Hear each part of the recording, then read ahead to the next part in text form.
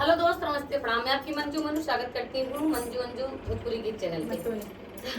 मंजू जी भोजपुरी गीत चैनल पे आप लोग का स्वागत करते हैं। आप लोग कैसे हैं कमेंट करके जरूर बताइएगा।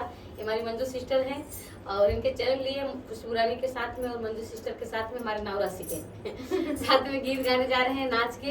अगर आप सबको अच्छा लगे तो कमेंट करके जरूर बताइएगा। अरे ताल गए डोरी पर ताल गए यमुना के